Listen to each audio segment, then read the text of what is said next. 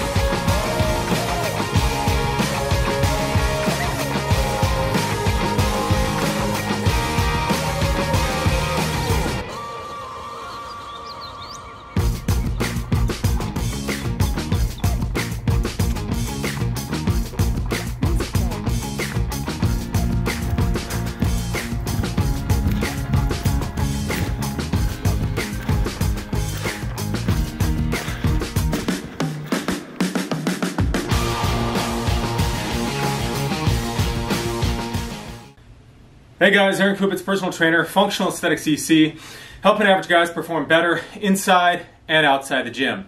So today I want to touch on a very common thing that I see, especially among young guys or guys who are new to the gym, and sometimes even girls and women, but more so guys, right?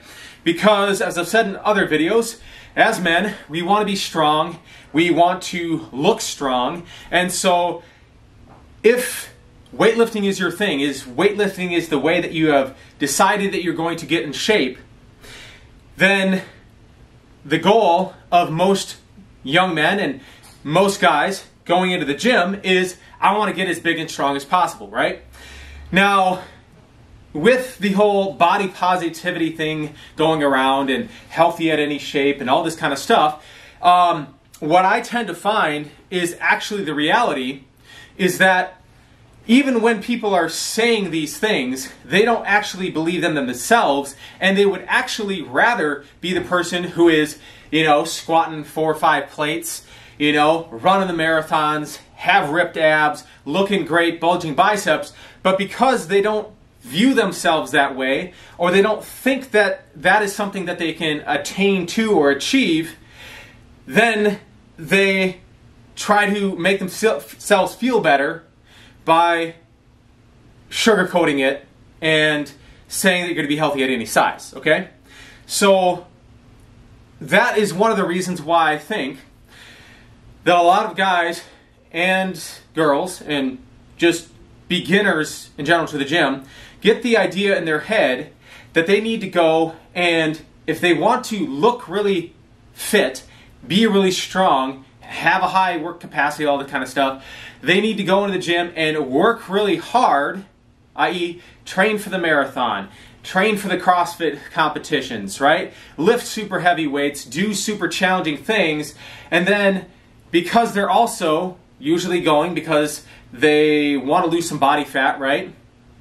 And yeah, there will be some guys that are very skinny too, and they want to go in there and they want to get bigger, right? So, but the people who are trying to lose the body fat, right?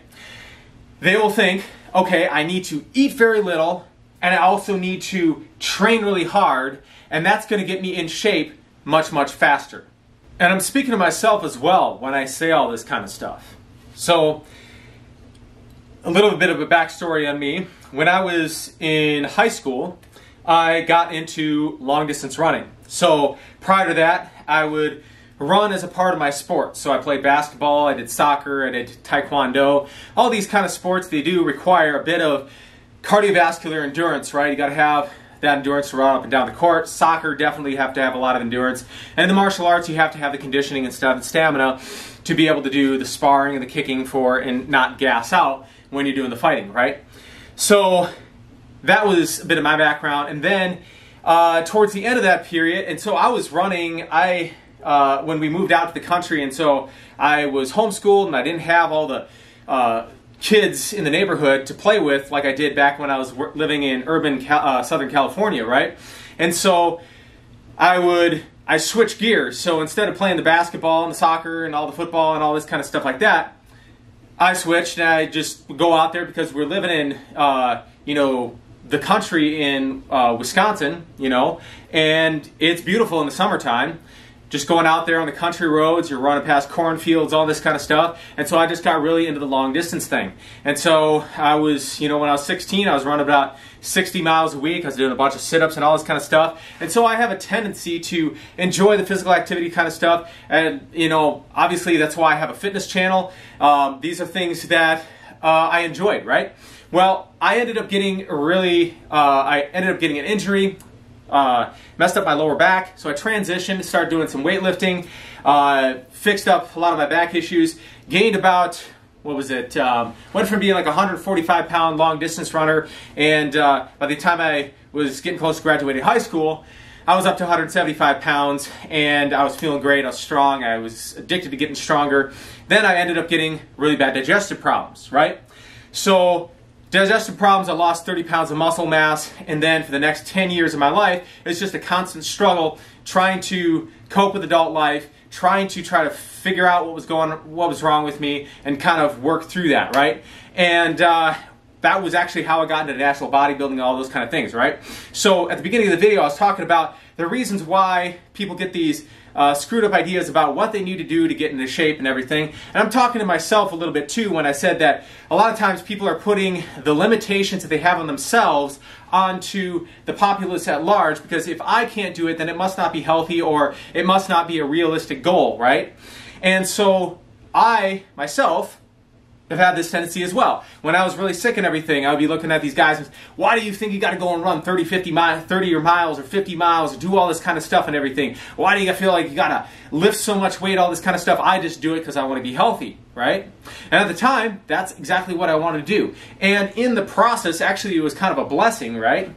Because I'm not saying that I advocate that, because it's definitely not, you're not doing it for health when you're out there running 30-mile races, 50-mile races, when you are doing elite level bodybuilding.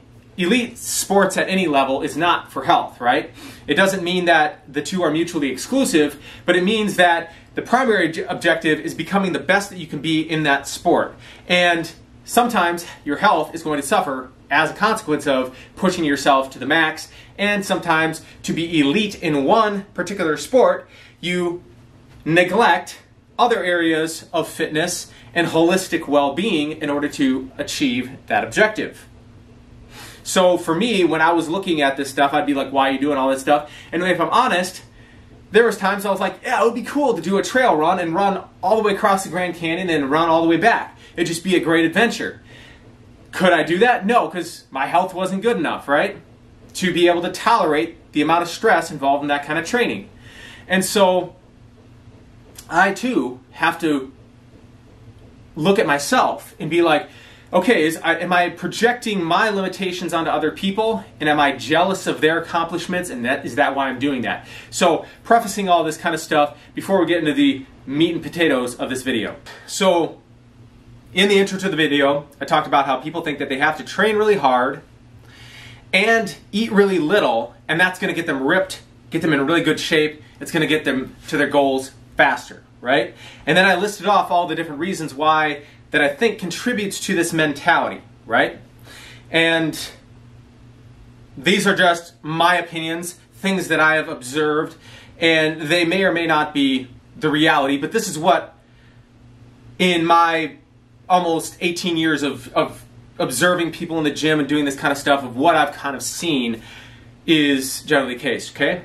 So what I do know to be true is that this is the wrong approach to have, okay? You don't want to training really hard in the gym and then eating really little is a great recipe for being in the no man's land, right? Because there's a difference between training for performance and training for aesthetics. Aesthetics being the visual attractiveness, the appeal. How good does your body look? Do you have, well-formed chest muscles? Do you have a six-pack?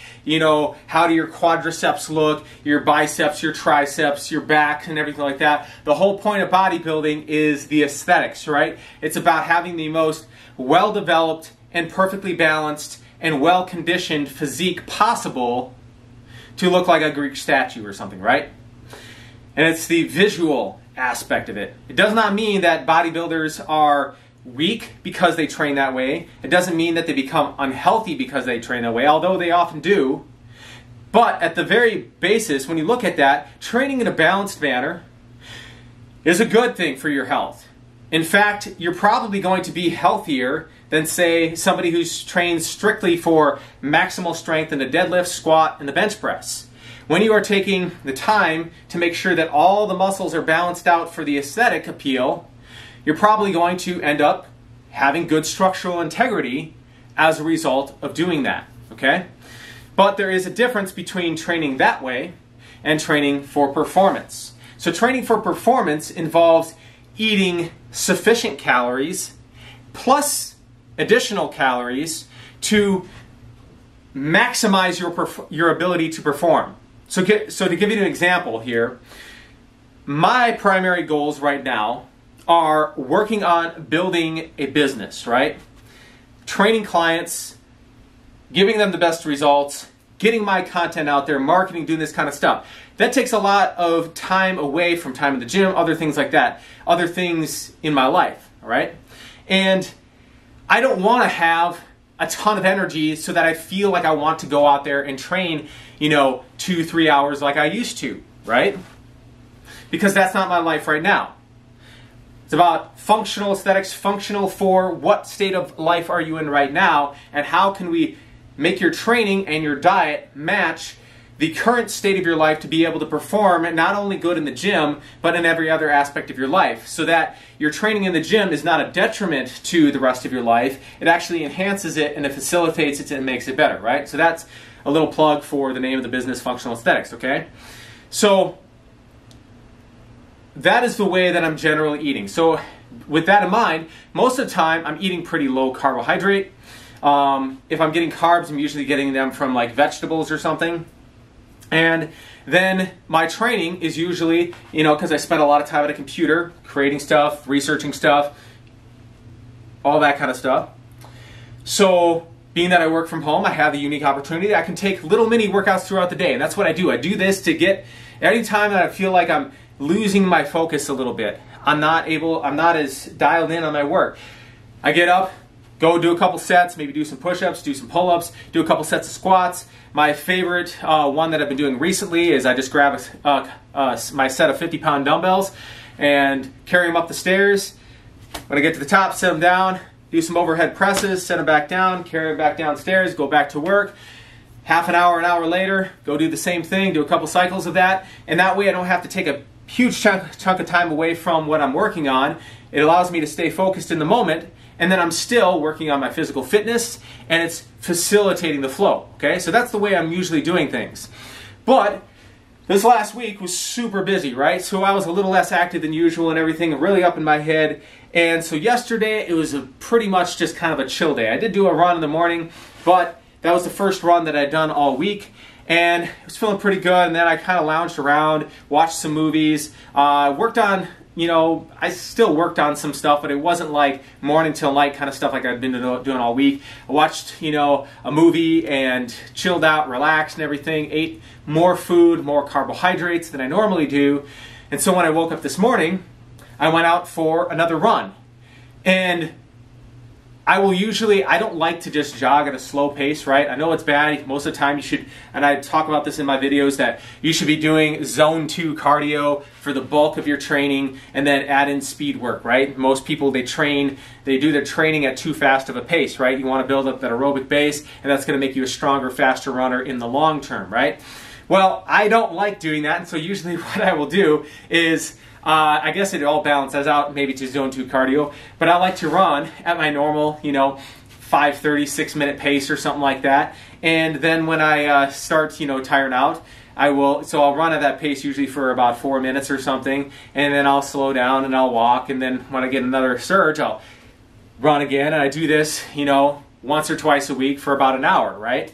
And that's, how I get my cardio in and everything. Well, anyway, after lounging around, eating more food and stuff like that, I go out for this run, and I get to that, 5-minute point or whatever, and I'm still clicking. So I'm chucking along, and much longer first split, and then the next split is longer, then the next split, and my rest periods are shorter, right? And I attribute this to the fact I was resting more, and I also ate a bunch more food, so I was in this calorie surplus, so now I have all this energy to go and do that thing.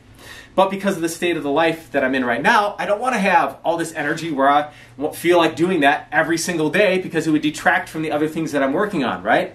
I can stay lean, I can stay strong, and I can stay healthy not doing all that. Because that is training for performance, right? You don't have to run an hour every day to be in good shape. In fact, if you just walked every day and then did some interval training or something like that, do a couple hill sprints or something like that, or do some intervals on a track, or just run between mailboxes, once or twice a week, and then the rest of the time you just focus on your compound movements in the gym, do a couple sets of that, and then watch your diet, you're going to be able to stay lean and look healthy year-round, and you're not going to be killing yourself out there on the track. And like I said, I kind of like those things. I think it's like an adventure, let's run like 50 miles in a day or something like that, because I think that would be cool, right? But that's not what you need to have a good-looking physique and to be healthy, okay? So on the other end of things, we're talking about performance there, right? On the other end of things, we have aesthetics, okay?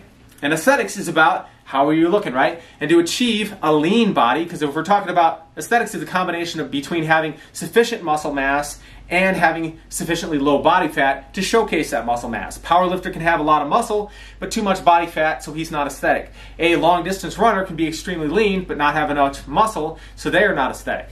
Right there in that medium is where the aesthetics lies, but when we're usually talking about aesthetics, we're talking about being in a deficit to achieve a lean body, right? And so you got to be eating not sufficient calories to get into a calorie deficit, and so by default you're not going to be able to train as hard, right? As you're not giving your body enough fuel. You're basically eating like I do the majority of the time, right? To stay lean. And so going into the gym and being like, I'm going to work out really, really hard, and I'm going to eat to be lean, is a recipe for achieving neither goal, right? Because you're not giving yourself enough to train that way.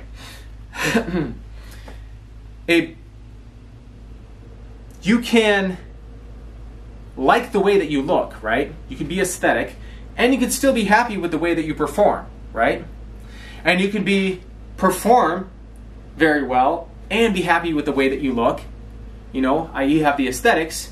But to maximize either objective, or think you're going to be able to maximize either objective at the same time, is just silly. Rather, you want to focus primarily on one or the other. And to give you a ballpark idea of how to go about doing that, I'll give you some quick tips before I close out this video. So, you don't want to allow yourself to just go, and just eat whatever the heck you want, right? Because, well, I'm training for performance now. You still want to be judicious about how you do it, right? But if you are, first focus on getting in shape, the performance aspect, right? Focus on getting stronger. Focus on improving your ability to run. And once you get to a point where you're able to, no problem do, at least 2 hours of full body strength training a week, and then 2 to 3 hours of, either walking or jogging per week. And when you got to that point, then you can start to consider, and you're eating a balanced diet consistently. And to let you know about this, if you check out my Facebook page, Aaron Kubitz on Facebook, I am putting out a challenge actually starting this Monday, so this video is a little bit late, but I figured I'd chuck that in there and stuff. But I'll probably be putting out the results of some of that 5-day challenge, and in that challenge I am talking about how to structure a balanced diet for your particular body, right? And then also how to adjust that over time. And so when you got those things in place, you're doing the 2 hours of strength training a week, you're doing 2 to 3 hours of either walking or jogging or cycling, zone 2 cardio, low intensity cardio every week, and you're consistently eating a balanced diet. Once you get to that point, then what you want to do is continue trying to maintain that performance and then reduce your calories while keeping protein high. And that's how you're going to be able to train for your aesthetics. And there's a little bit more to it, and sometimes you get stuck and you break through a plateau and everything like that. But I'll make another video about that in the future. So that, in a nutshell, is how you should be training though. Okay? You can't expect to be, if you have all this energy to be doing, these big CrossFit workouts and all that kind of stuff, you're probably not in a state where you're going to be stripping a significant amount of body fat. Yeah, if you're above 15% body fat, then yeah, you can drop a lot of weight doing CrossFit workouts and marathons and going in there and doing these high intensity interval training and all that kind of stuff. The leaner you get though, it's more about lift the heavy weights, maybe do some jogging, do a lot of walking, and really focus on the calorie deficit. And that's where it's at. Alright guys, if you liked the video, hit the like button. If you'd like to see more content like this related to workout design for both performance and aesthetics, as I've been talking about in the video here, nutrition for the same things, and then also how to work around injuries should you sustain them, and then hopefully prevent getting those injuries in the first place by designing the workout in a well-structured, well-laid-out manner, then consider subscribing to the channel by hitting the button in the lower right-hand corner of the screen, and we will see you all next time for more health and fitness information.